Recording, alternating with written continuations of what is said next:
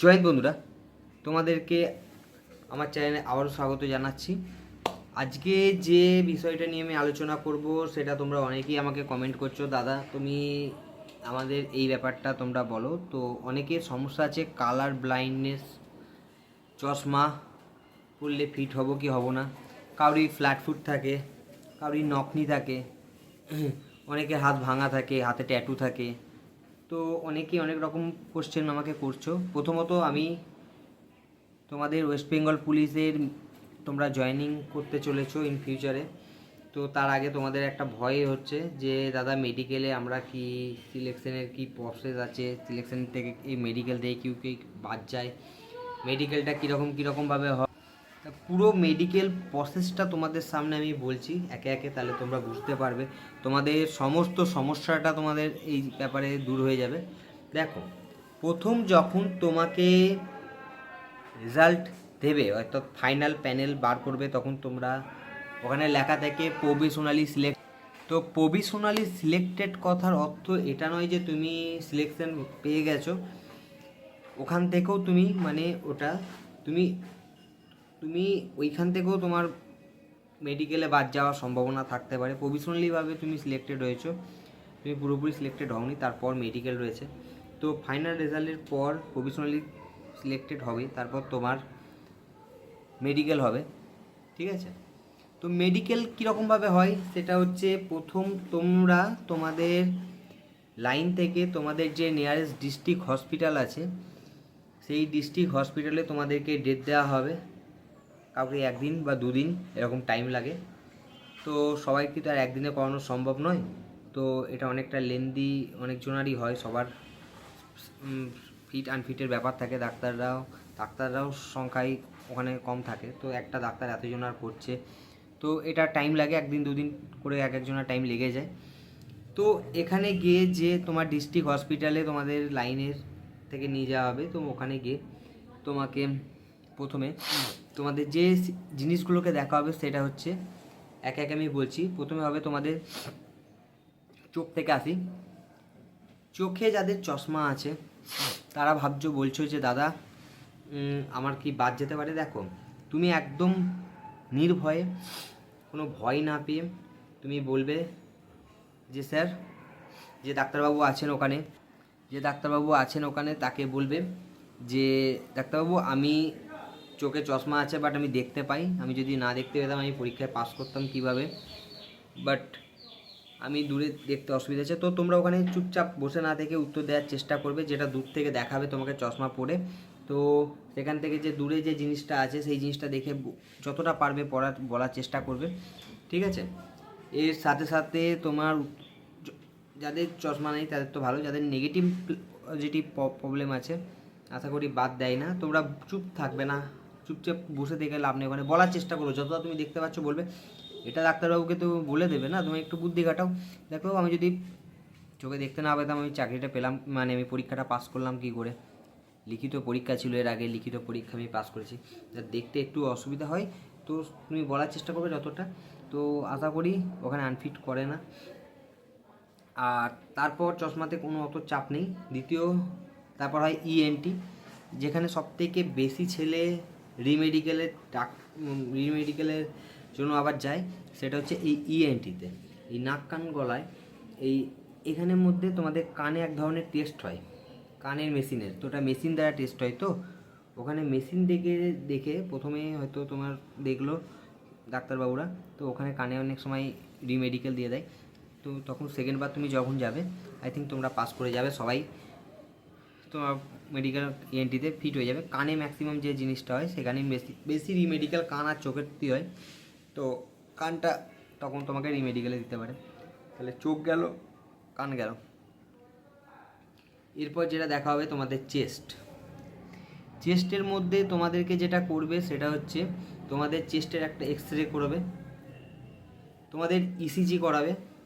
ইসিজিটা খুব ইম্পর্টেন্ট। ইসিজিতে যে বিপির যে রেটিংটা, সেই রেটিংটা যেন ঠিকঠাক হতে হয়, নাহলে অনেক সময় এখান থেকে চাপ থাকে যে বিপি রেটিং হুট করে গিয়ে মাপলে বিপি রেটিংটা বেশি আছে, তো সেখানে তোমার একটা রিমেডিকেলের চান্স আছে, পরের দিন আবার মাপিয়ে বা তোমাদের নিয়ারেস্ট ডায়াগনোজ যে সমস্ত ডায়াগনস্টিক আছে সেন্টার থেকে, ওখান থেকে তোমরা বিপি চেক করিয়ে নিয়ে আসবে, যেটা ফিট আছে।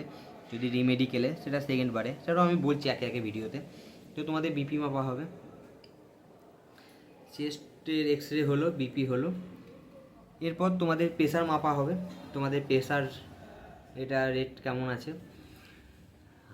আর ইসিজি তো হলো, ইসিজি হলো, প্রেশার হলো। এরপর তোমাদেরকে আসবে পায়ের দিকে যেগুলো আছে সেগুলোর মধ্যে তোমার দেখবে যে নিচের পোর্শনগুলো দেখে অনেকে তোমার নকনি আছে কি না, ফ্ল্যাট ফুট একটু দেখে কিনা, এগুলো বাদ দেয় না সচরাচর। এগুলোতে চাপ নেই। চাপ যেগুলো হচ্ছে সেটা হচ্ছে তোমার চোখে আর ইএনটিতেই বেশি মেডিকেল হয়। আর একটা হচ্ছে তোমাদের ইউরিন টেস্ট হবে। এই ইউরিন টেস্টটাও কালচারাল একটা টেস্ট করা হয়। আর একটা হয় তোমাদের ব্লাড টেস্ট। তো এই কটা টেস্ট তোমাদেরকে করা হবে, একদিনে এটা করা সম্ভব নয়, তো তোমাদেরকে কেটে কেটে করাবে।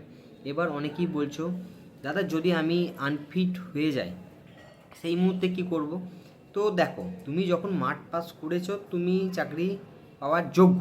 ওয়েস্ট বেঙ্গল পুলিশে তো আর এই সিআরপিএফ বা সেন্ট্রাল বাহিনীর মতো এতটা মানে কড়াকড়ি মেডিকেল হয় না। তো আমাদের মেডিকেলটা ওদের থেকে অনেকটাই চাপ কম হয়। তো আমরা মাঠ পাস করাটাই প্রথম ইম্পর্টেন্ট, কারণ আমাদের যদি শরীরে কোনো প্রবলেম থাকতো আমরা তো মাঠ পাসই করতে পারতাম না। তারপরও যদি তুমি মেডিকেলে পাস না হতে পারো তখন কি করবে। তারপরও তুমি যদি মেডিকেলে পাস না হতে পারো তো তোমাদেরকে আবার রিমেডিকেলের জন্য তোমাদের নিয়ারেস্ট কোনো ডাক্তার বা হসপিটাল বা কোনো ডায়াগনস্টিক সেন্টার থেকে তোমাদেরকে রিপোর্ট করিয়ে নিয়ে এসে ওখানে ফিট থাকবে, তারপর তোমাদেরকে জয়েন করাবে। কিন্তু এতে একটা সমস্যা আছে, বাই চান্স যদি প্রথমে লটে তুমি যদি না বেরোতে পারো, তুমি আনফিট হয়ে যাও, তাহলে তোমার আবার জয়েনিংটা একটু পিছিয়ে যেতে পারে। তো এই সময় তোমরা কেউ যেন হাত পাত ভেঙে ফেলো না। হাত ভেঙে ফেললে একটা ওই সময় মেডিকেল তো তুমি দেখেই বোঝা যাচ্ছে তোমার হাত ভাঙা, তোমাকে কি ফিট করাবে, ট্রেনিংয়ের জন্য তুমি কীভাবে নিজেকে তুমি ট্রেনিং করবে, তাই না? তাই এই সময়টা খুব সাবধানে চলাচল করো। মেডিকেল হয়নি, তোমাদের হাত পাত ভাঙা থাকলে প্লাস্টার হয়ে গেলে সেখানে তুমি কিছু করার থাকবে না, ঠিক আছে? তো এই সময়টা তোমরা খুব সাবধানে চলো। আর দ্বিতীয় কথা হচ্ছে চেষ্টা করো মেডিকেলটা ফিট হতে, একটু স্মার্ট হয়ে ওখানে যাবে, ভয় পাবে না। ভয় পেলেই কিন্তু তোমার বিপি রেট বেড়ে যাবে, হাতে পায়ে ঘাম হবে, তুমি নার্ভাস হয়ে গিয়ে চোখে একটা লেখা আছে সেই লেখাটা হয়তো ভুল পড়ে দিতে পারো। তো নার্ভাস হলেই ম্যাক্সিমাম আমি যেগুলো যাদের দেখেছি আর বাই চান্স করে আনফর্চুনেটলি আডমিট হয়ে যায় বা ওখানে রিমেডিকেল, তারা অনেকটা ভয়ের কারণেই হয়। তো ভয় পাবে না, সবাই আশা করি ফিট হয়ে যাবে। হয়তো যদি তারপরেও যদি কোনো কারো অ্যাক্সিডেন্টাল ঘটনা না ঘটে ঠাকুর করে, তো তাদেরকে একমাত্র রিমেডিকেলে পাঠিয়ে দেবে। তো তাদের জয়েনিংটা অনেকটাই পিছিয়ে গেবে। একটা জয়েনিং পিছিয়ে যাওয়া মানে অনেক মাসের ব্যাপার, হয়তো সেটা 1 বছরও হয়ে যেতে পারে, সেটা কেউ জানে না কতদিন হতে পারে। চেষ্টা করো খুব সুস্থভাবে তোমরা জয়েনিং করো, ট্রেনিংয়ে যাও। আর অনেকে প্রশ্ন করছো দাদা ট্যাটু থাকলে কী হবে। তো ভাইদেরকে বলবো ট্যাটু থাকলে যদি পারো, ছোটোখাটো ট্যাটু থাকলে ট্যাটুটা তুলে দেওয়ার চেষ্টা করো, ঠিক আছে? আর দ্বিতীয় কথা হচ্ছে ট্যাটুর জন্য অতটা অসুবিধা হয় না। তো যদি দেখো ছোটোখাটো ট্যাটু থাকে ট্যাটু তুলে দিতে পারো কোনো ইয়েতে, নাহলে যদি ওটা জামার ভেতরে থাকে তো ওটা আই থিঙ্ক কোনো প্রবলেম হবে না। যদি বাইরে থাকে সেটা চেষ্টা করবে যতটা হাইট রাখার, ঠিক আছে? ট্যাটুর জন্য রিমেডিকেল দেয় না চট করে সচরাচর।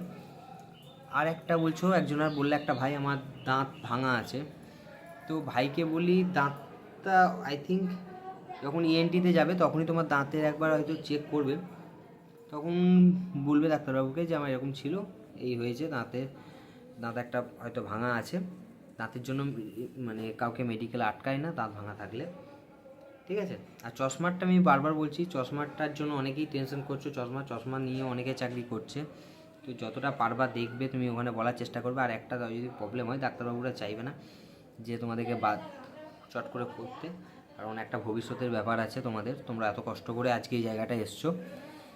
এরপর তোমাদের যখন এই ডাক্তারবাবুরা তোমাদেরকে সব দিক থেকে ফিট লিখে দেবে, তারপর ওই ডিস্ট্রিক্ট হসপিটাল থেকে তোমরা যাবা সিএমওএইচের কাছে, যিনি চিফ মেডিকেল হেলথের হেড অফিসার যিনি হন, তার কাছে পাঠাবে।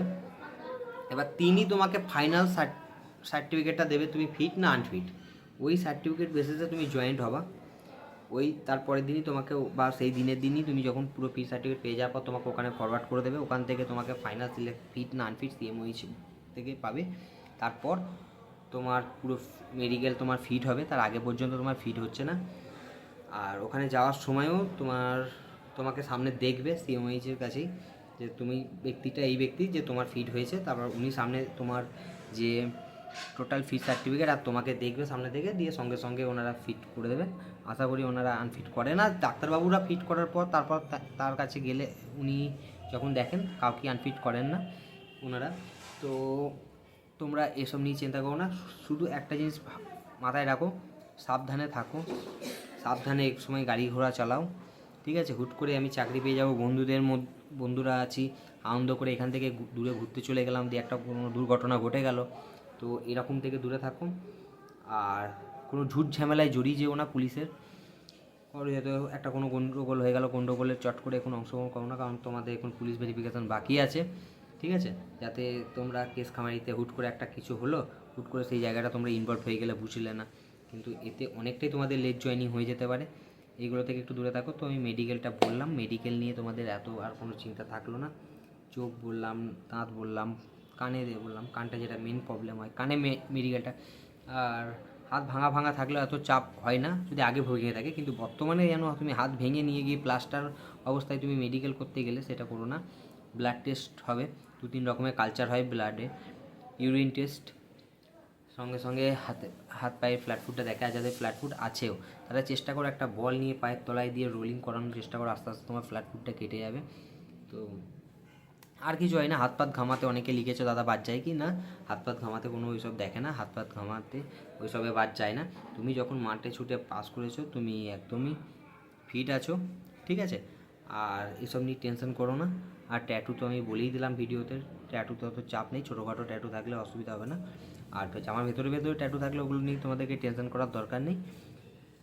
আর পায়ের শিরা, একজন বলছে দাদা পায়ের শিরা ফোলা আছে, উঠে গেছে, কি করব? তো পায়ের শিরা এত কিছু চেক করে নাই আমাদের ওয়েস্ট বেঙ্গল পুলিশে, এগুলো আর্মিতে এগুলো একটু বেশি, মানে স্পেসিফিকভাবে ওগুলো একটু আর্মিতে বেশি দেখে। তাছাড়া আমাদের মোটামুটি এর মধ্যেই হয়ে যায়, ঠিক আছে? তো সাবধানে থাকো, সুস্থ থাকো, জয়েনিংটা হোক, তারপর তোমরা আনন্দ ফুর্তি সব থাকলো, কিন্তু মেডিকেলের আগে এমন কোনো দুর্ঘটনা ঘটেই পেলো না যেটাতে তোমার রিমেডিকেলে তোমাকে জন্য আবার ফেলে দিতে পারে। বড় কোনো ইনসিডেন্ট না হলে চট করে রিমেডিকেলে তোমাকে লেট জয়েনিং করাবে না, ঠিক আছে? যতটা হোক সুস্থ থাকার চেষ্টা করো, সাবধানে থাকার চেষ্টা করো, ঠিক আছে? তো তোমাদের অনেকেই কোয়ারিজ ছিল, অনেক কোশ্চেনের আমি উত্তর দেওয়ার চেষ্টা করলাম মেডিকেলে। আর যতটা কেপির যে ঘটনাটা আমি শুনছি, কেপির কবে মাঠ হতে পারে এটা আমি তোমাদেরকে নেক্সট ভিডিওতে বলে দেবো। আশা করা যাচ্ছে যে কেপির যে মাঠ আই থিঙ্ক পিছুতে পারে। তো কেন পিছুচ্ছে, আদৌ পিছুচ্ছে কি না, বা কবে হতে পারে, এবং মাঠ কীভাবে প্র্যাকটিস করব, তো নেক্সট ভিডিওতে আমি তোমাদেরকে চেষ্টা করব শেয়ার করার।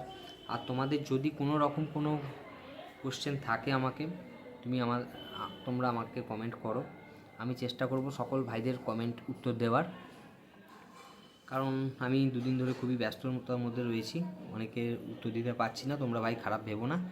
আমি তোমাদের কমেন্টগুলো আমি দেখেছি, হয়তো দিতে পারিনি, আমি নেক্সট ভিডিওতে তোমাদের কমেন্টগুলোর উত্তর দিয়ে দেবো, ঠিক আছে? থ্যাংক ইউ, ধন্যবাদ।